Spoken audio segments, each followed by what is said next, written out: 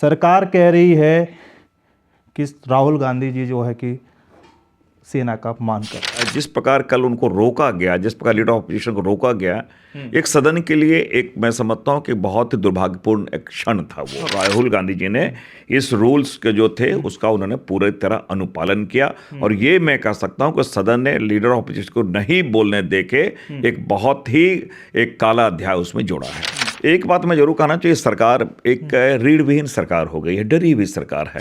मैं बड़ा कंफ्यूज आजकल हो जाता हूँ ट्रंप और मोदी जी की बातों को देखता हूँ कि देश के एक्टिंग प्रधानमंत्री के ट्रंप तो नहीं हो गए हैं। तो मैं समझता इतना कमजोर प्रधानमंत्री हमने नहीं देखा है। किस शर्तों पे आपने ट्रेड डील किया है? ये वो वेनेजुएला से आप तेल खरीदोगे, रूस से नहीं खरीदोगे, तो देश को जानने का हक है कि ट्रंप डिक्टेट करेंगे, वो डिसाइड करेंगे, मोदी जी करेंगे, देश करेगा। ये देश को जानने का हक है। नमस्कार, सोशल संवाद में आप सभी का स्वागत है। हमारे साथ कांग्रेस से सांसद सुखदेव भगत जी हैं। सर, जिस तरह से कल विपक्ष के नेता राहुल गांधी जी पार्लियामेंट में बोल रहे थे और उन्होंने रानी जी का जो पूर्व सेना अध्यक्ष थे उनकी किताब की चर्चा करनी चाहिए।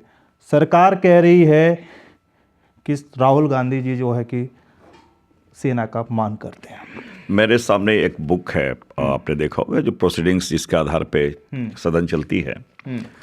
राहुल जी ने कोई भी गलत नहीं किया, वो पूरे नियम में थे। लीडर ऑफ अपोजिशन हमारे हैं और 349, 352, 353, 380 जिसका कल उदाहरण दिया गया है।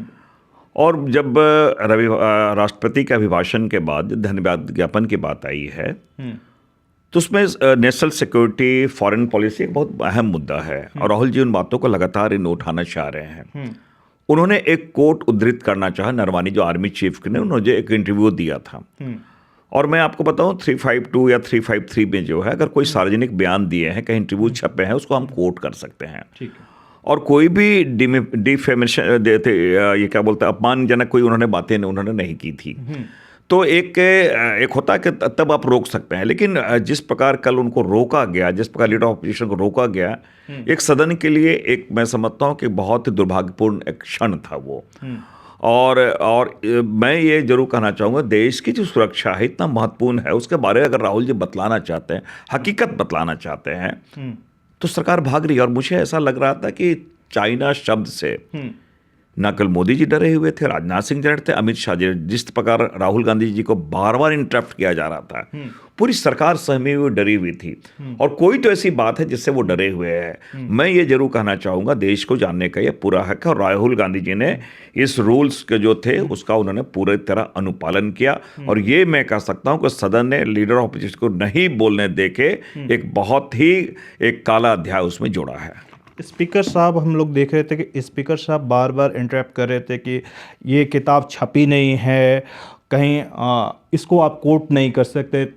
इस तरह से भी स्पीकर साहब बार बार रोक रहे थे। दो तीन बातें मैं बता दूं, अगर हम उसकी समीक्षा होगी, ऑथेंटिसिटी की जहाँ तक बात है उसकी समीक्षा भी की है, सारी चीज़ें हैं ना, उसके उनके वक्तव्य आए, इंटरव्यू आए हैं, तो मैगजीन के में उनका जो कोट था वो हम कोट कर सकते हैं। ये इस रूल में भी है, मैं सारी बातें मैं रूल के तहत कर रहा हूँ। एक बात मैं जरूर कहना चाहिए, सरकार एक रीढ़ विहीन सरकार हो गई है, डरी हुई सरकार है।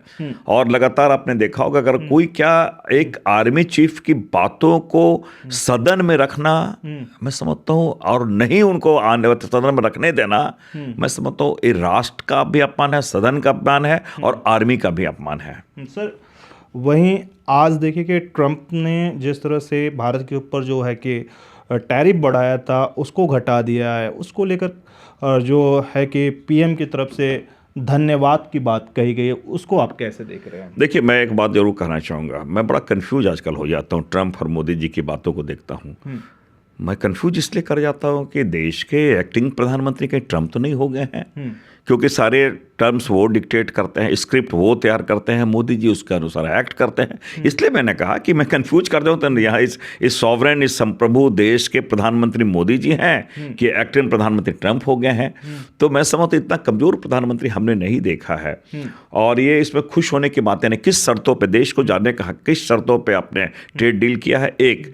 दूसरी बात की पहले 2 या 3% हमारे टैरिफ थे, अब 18% कर दिया, तो इसमें खुश होने की कौन बात है? ये तो अपने आपने समझौता किया।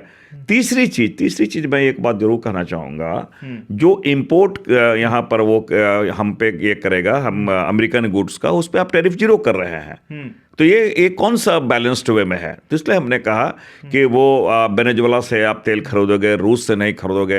तो देश को जानने का हक है कि ट्रम्प डिक्टेट करेंगे, वो डिसाइड करेंगे, मोदी जी करेंगे, देश करेगा। ये देश को जानने का हक है। बहुत बहुत शुक्रिया सर, दिल्ली से सोशल संवाद की रिपोर्ट।